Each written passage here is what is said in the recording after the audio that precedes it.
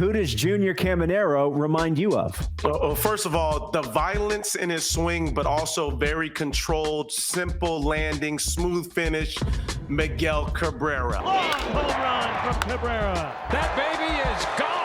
Boy, he did not miss it. Ooh. I don't want to put too much on the young Tampa Bay Ray. No pressure. But the future is extremely bright, especially at third base, right? And I think when you look at the smoothness of his swing, the finish, and how he finishes with that one hand up, a lot of it reminds me of a young Miguel Cabrera.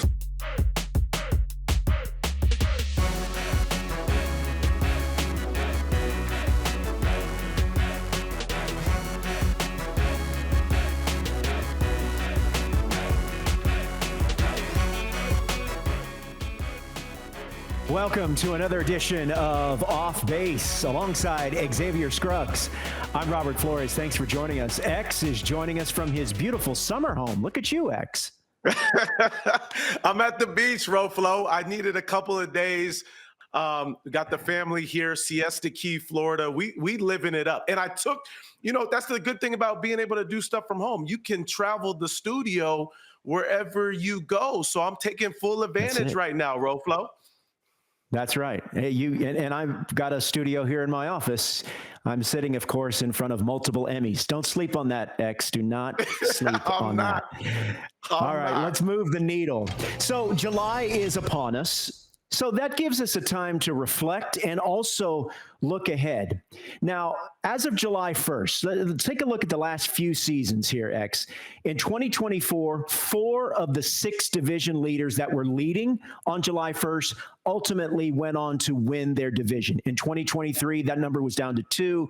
2022, you see in 2024, back up to 4 again. So let me ask you this. Which team not in first place as of July 1st will wind up winning their division? What team do you think? Flo, I love you putting me on the spot right now. And this is no disrespect to the Philadelphia Phillies, but I think the New York Mets are going to be okay. Mets fans, I know you tripping right now, and you know that it's been a tough go. But look, I love what this team was capable of doing last year. The magic will be in play coming down the stretch in the second half of the season. There's been some injuries, but also there's been some guys that haven't produced on that lower part of the lineup, the second half of the lineup. Also, Pete Alonso, he will get back to run producing himself. Juan Soto has now heated up, getting back to the things that we've seen him do notoriously throughout the course of his career. I think this team will be okay. Another reason why, Roflo, David Stearns at the helm now. I think he sees this team in position to be able to go get himself maybe a starting pitcher, maybe another big bat in the middle of the order via trade deadline time. This is the roster that I'd be willing to do that with. And there, you got to be hopeful that Senga and Minaya come back healthy, come back looking like they are capable of looking when they're right. I'm going to go with the team that David Stearns used to call the shots for, the Milwaukee Brewers. This is a team that won this division, the National League Central, by double digits. We discount the Brewers frequently and sometimes at our peril, but I'm not convinced of the Cubs rotation as it stands now. Now, yes, they can go out and improve via a trade. What are they going to do at the deadline? But consider that, first of all, I love the way the Brewers play the game. And 2, they've got Brandon Woodruff set to return sometime post All-Star break. And that potentially is a big-time arm. That is a big-time shot in the arm for that Brewers rotation. Oh, it absolutely is. And I never count out the Brewers just because of what you said. They do the details. They do the small things correctly, take advantage of opposing defenses, put pressure on the defense. I will not count them out whatsoever in the Central. Look, I wanted to ask you about your Houston Astros now, because this is a team in which, the Mariners are there. They're definitely playing some decent baseball and in the picture. How are we feeling about the Astros? And we talked during the break a little bit. I like the fact that they've always got a rotation that is working, right? Like, a lot of teams don't have 3 or 4 dudes that show up and give you 6 innings every time out. This is one thing the Astros do, and Air Jordan shall be back here soon too. Well, look, I think the Astros' performance thus far has been one of the biggest surprises so far of 2025. They are doing it with two Cy Young candidates in Framber Valdez and Hunter Brown, and then they have been riddled with injuries in their rotation. Like the Brewers, they potentially could have Christian Javier, Spencer Arrighetti, Luis Garcia. Lance McCullers has been in and out of the rotation dealing with injuries. If he returns to form, that is huge. But yes, the X factor is Yordan Alvarez. He had that small hand fracture. If he comes back and starts to look like himself, that is tremendous for the middle of that lineup.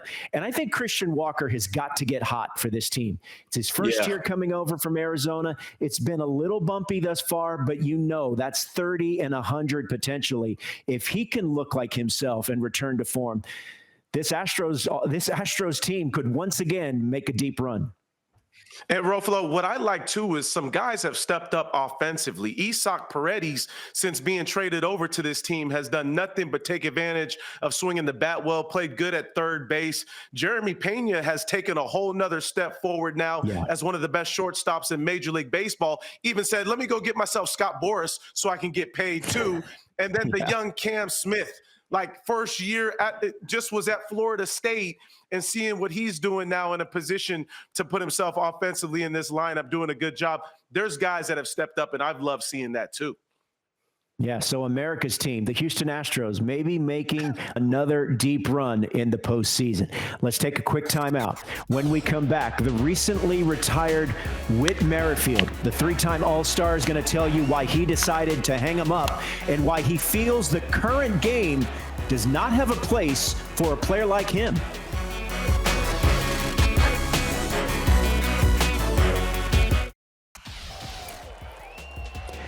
Recently, one of the classier players of his generation, Whit Merrifield, announced his retirement after 9 big league seasons. Whit was a 3-time All-Star. Twice he led the league in hits. He played with 4 teams, broke in with the Kansas City Royals, also played for the Toronto Blue Jays, Philadelphia Phillies, and in 2024, he finished up his career with the Atlanta Braves. Here's the entire statement he posted to social media. And the 3-time All-Star Whit Merrifield joins us now here on Off Base. Whit, congratulations. In your retirement statement, you posted that you would rather be chasing a toddler rather than chasing sliders. Your little girl was born in March of 2024. So which is easier, chasing sliders or chasing a toddler? Well, they're different challenges. Neither of them are easy. But I would say the chasing the toddlers is more enjoyable and less humiliating, even though she can humiliate me sometimes. But it's a more rewarding experience when you do get it. Whit, I had the pleasure of playing against you, obviously, at AA, AAA, Major League level, everything, right? And seeing the progression. So first of all, congrats on the retirement. Second of all, over the course of your career, what do you feel like you learned most about yourself? You mentioned talking about, can't just show up to the field and play. And I like how you mentioned that in your retirement post. And there was extra focus and detail that you played with through the course of your career. Yeah, I learned how to get everything out of what I had. I knew I could play the game. I knew that it was going to take a lot for me to prove to people that I could play at the level that I knew I could play at. And that meant showing up every day with being at my best. And that meant physically, that meant mentally, that meant in preparation.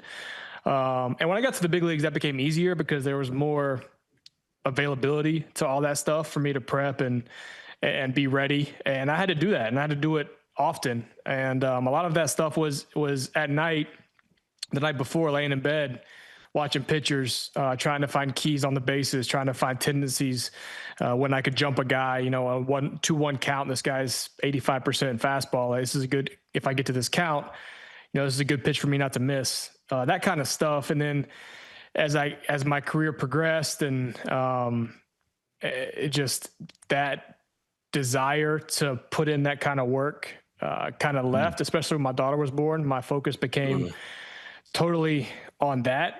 And I found out quickly that I'm not going to be successful just showing up and playing. And so it was an easy decision for me. Whit, also in the post, this is a great line that you included. You didn't get joy from proving doubters wrong. You got joy from proving the small circle of your believers right. Who's in your small circle? Well, I mean, my dad would be the first and foremost guy, my parents in general, but my dad, who has always been my coach, even my hitting coach throughout the course of my career. He was a great baseball player in his day. Got to AAA, never quite got to the show.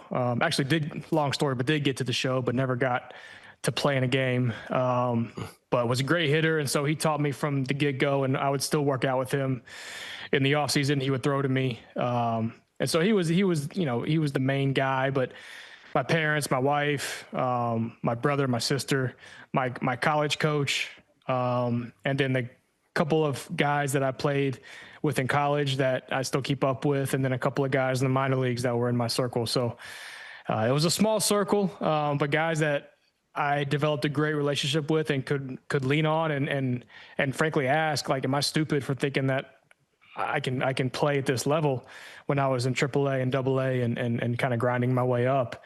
And they were great sounding boards to tell me, like, you can just be patient, just ride it out, keep doing what you're doing. And I was fortunate to have those people, and it was rewarding to do well and show them that they were right. Yeah, Whit, along those same lines of that patience, because this is something that I think we both relate with, is, that journey through the minor leagues and ultimately, waiting 6 years before getting that ultimate opportunity at age 27 to get to the big leagues. And, during a time in which guys getting there so quickly, what was it for you that continued to motivate you and encourage you to get to the point to where you were one of the most versatile players in the game? I just wanted a chance to prove, like, I'm not crazy here. I know I can play. I can play this game, and I can be good at it. Like, I'm not crazy. I promise you, if I just got a shot, that I could do some things. And that was really what was the thing that kept me going. And it was hard because there was many times that I just didn't want to do it anymore. But like I mentioned, I had a good group of people around me that kept encouraging me to keep moving. And, but I just wanted that shot to say, look, guys, I know I'm not the biggest. I know I'm not the fastest. I'm not the strongest. I'm not going to have these 112 exit velocity line drives or 114 exit velocity home runs that everybody's obsessed with now. But you turn around at the end of the day, I had a 19 home run year. I had a 15 home run year. I had a 12, and these are all in Kauffman Stadium. So you put me in Cincinnati or Chicago or some of these other players, Houston, and early in my career, I have a 30 home run season, a 35 home run season, and my whole, I'm viewed all totally differently. So that was kind of what I really wanted to prove, and I think I did.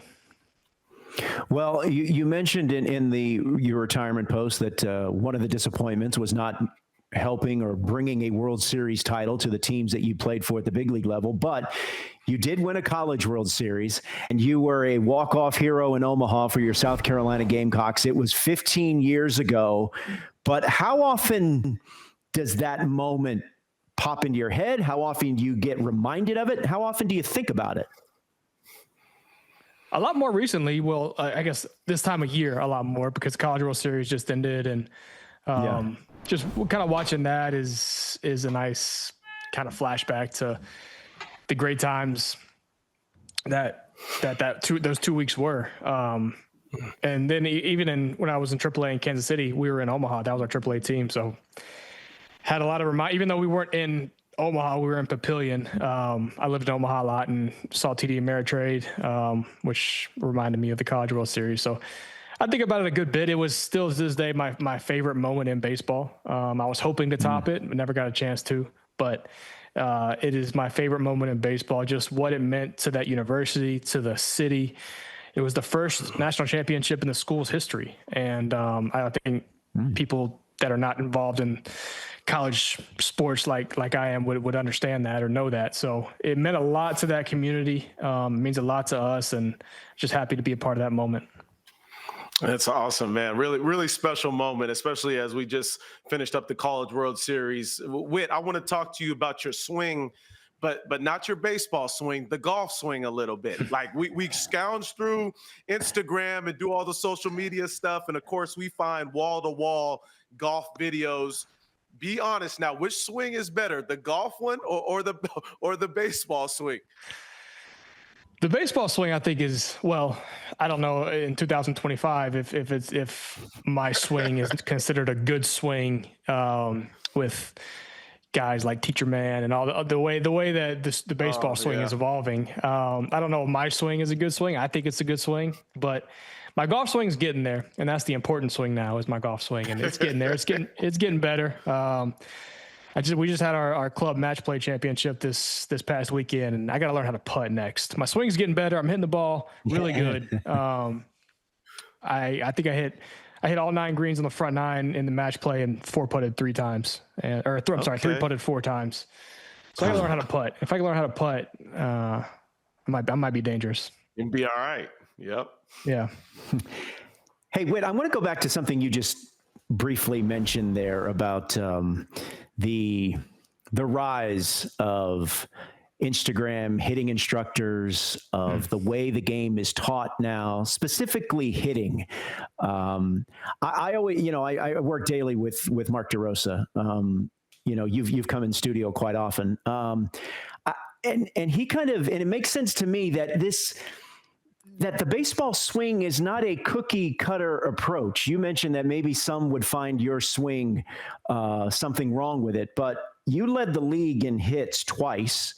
You were a 3-time All-Star in the best league in the world. I think that you would have some, whatever you would say would carry some weight when you talk hitting. Yes? Well, that's the thing is what you mentioned. Everybody's different with baseball. Everybody resonates differently with things that are said. So yeah, I'll reference the Teacher Man again. Like that works for Judge. Obviously it works for Judge. He's the best hitter on the planet. Probably the best 3 hitters of all time right now. And that works for him. That's not going to work for me because when I think, this barrel drop thing, I'm gonna be under everything. I'm gonna top spin balls if I hit a square. There's a small chance that I do hit a square, but for him, when he thinks that, it puts his bat on the right plane. So it's the hardest thing to do as a hitting coach is find the cues that work for each guy. Because whatever K Long when I was in Philly would tell Trey Turner might work with me, but that's not going to work for Schwarber or Harper or Alec Boehm.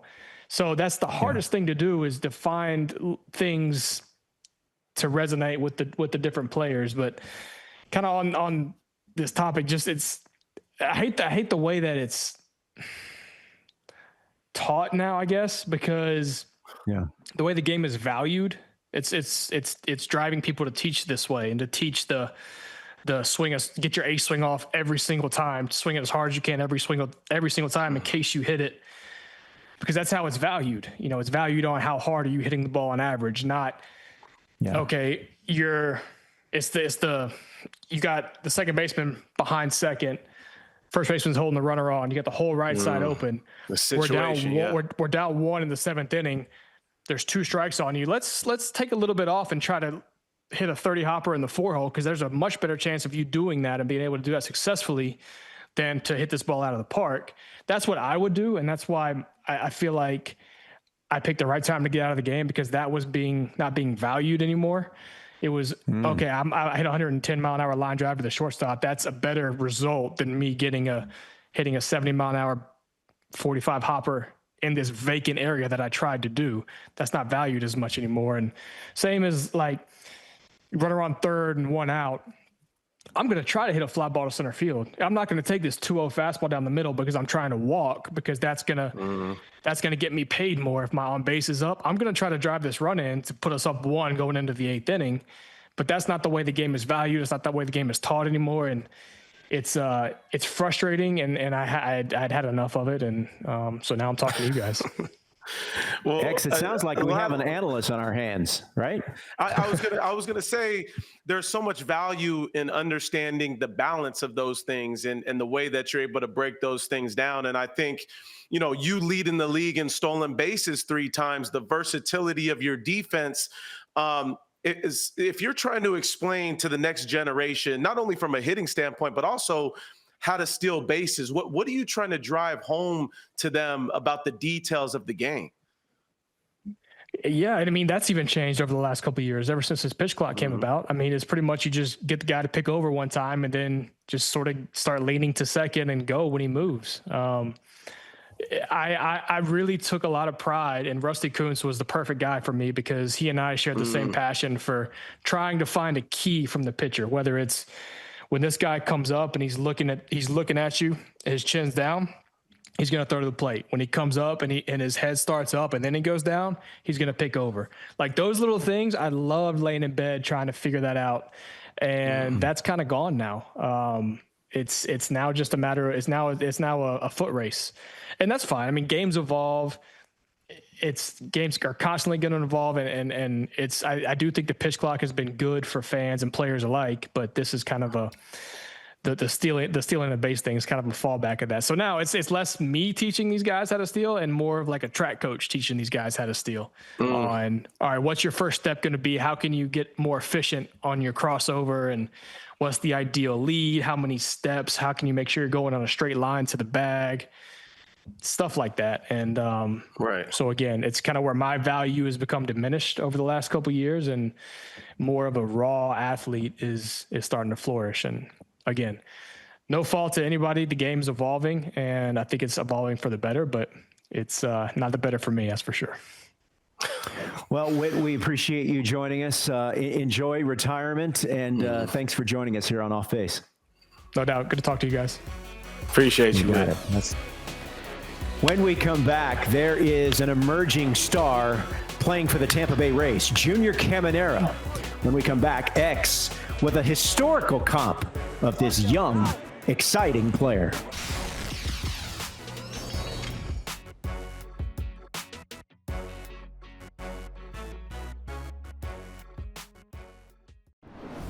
Junior Caminero has driven them all home. And that's what Junior has done all season long. It's so impressive to see a young player be able to make those adjustments over the course of time and trust himself with a lot of success. What's different about his swing is it's so violent but so controlled. That ball is out of here. Home run off the bat of Caminero. He's on pace for 40 homers. This is going to be the third baseman to come for a long time for the Tampa Bay Rays. Junior Caminero is a lot of fun to watch. So you remind me of someone. Xavier Scruggs, who does Junior Caminero remind you of? Well, first of all, the violence in his swing, but also very controlled, simple landing, smooth finish, Miguel Cabrera. I don't want to put too much on the young Tampa Bay Ray, but pressure. The future is extremely bright, especially at third base, right? And I think when you look at the smoothness of his swing, the finish, and how he finishes with that one hand up, a lot of it reminds me of a young Miguel Cabrera, the ability to hit all over the field as well with some extreme power. The one thing people don't understand about Junior Caminero, or may not understand, is that he's got one of the best bat speeds in all of Major League Baseball, but he doesn't swing and miss as much as guys that have that same type of bat speed for him. Speaking of swing and miss, the big Miserowski, Jacob Miserowski, he can generate a lot of it for the Milwaukee Brewers. Who does he remind you of? Yes, you're gonna love this one because it reminds me of a Houston player, your squad, J.R. Richard, hard throwing, there we go. 100 mile an hour, bringing it from the right side, just rearing back. Here it goes. If you hit it, but you probably not touching this thing. J.R. Richard is my guy because that thing is nasty. It's moving late, but also the extension, right? Being able to release that thing close to home plate with him being so tall. All right, let's keep it in Houston. And I'm going to go with, you mentioned him earlier. We were talking about the Astros, Cam Smith. He was a revelation in spring training, earned a spot on the big league club. He's had his ups and downs, but when he is right, there is power. He's playing right field. That's a new position, a potential aircraft carrier there in Houston. He reminds me of Vernon Wells. a big-time slugger back in the day with the Toronto Blue Jays. He also spent some time with the New York Yankees. So Cam is a little bit taller than Vernon Wells, but Vernon Wells was a really, really good player in his day. Absolutely one of my favorites. The power he possessed, the way he used his legs with his swing. Cam Smith is a great comparison also because they both do a great job of getting to the pool side, but not being afraid to use the other side of the park as well. Another thing I love about Cam Smith, too, is, he came up in a position in which there could have been a lot of pressure on him, but he's taken it by stride. He's continually gotten better, and there's going to be ups and downs. And I know that as a former player, it's like that first year especially, you're still learning the league, and the league is learning you. So you're making adjustments back where they're making adjustments, and ultimately he's got so many good guys in that Houston Astros lineup that he can lean on for success too. I love that comparison right there. Yeah, there was. I get the feeling that the Astros had no plans to put him in the big league roster, but he forced their hand after an excellent spring training. Thanks. All right, that's going to do it. Thanks for joining us on the Off Base Podcast. Be sure to subscribe to the show wherever you get your podcasts. For Xavier Scruggs, I'm Robert Flores. Thanks for joining us.